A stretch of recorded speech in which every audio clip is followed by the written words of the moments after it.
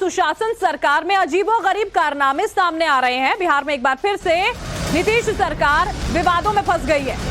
दरअसल बिहार में संस्कृत की परीक्षा को लेकर जबरदस्त विवाद है। सरकार पर संस्कृत का इस्लामीकरण करने का आरोप है। संस्कृत की परीक्षा में पूछे गए इस्लाम से जुड़े हुए कई सवाल।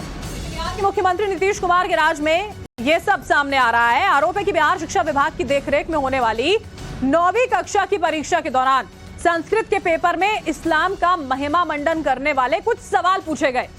देखिए, अगर आप तस्वीरों को देख रहे होंगे, एक आध शब्द जैसे जकात उर्दू का शब्द है, इसके अलावा मोहम्मदिया जो है वो संस्कृत के प्रश्न पत्र में पूछा गया है। तो ये सारी चीजें जो हैं वो इस्लाम से जुड़ी हुई इस प्रश्न पत्र में शामिल की गई और उसको लेकर अब सवाल लगातार उठाए जा रहे हैं। दरअसल शिक्षा से जहां पर सुशासन सरकार में अजीबोगरीब कारनामे सामने आ रहे हैं, बिहार में एक बार फिर से नीतीश सरकार विवादों में फंस गई है।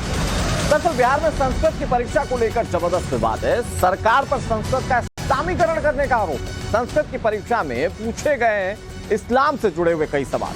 बिहार के मुख्यमंत्री नीतीश कुमार के राज में यह सब सामने आ रहा है। आरोप है कि बिहार शिक्षा विभाग की देखरेख में होने वाली 9वीं कक्षा की परीक्षा के दौरान संस्कृत के पेपर में इस्लाम का महिमा मंडन करने वाले कुछ सवाल पूछे गए।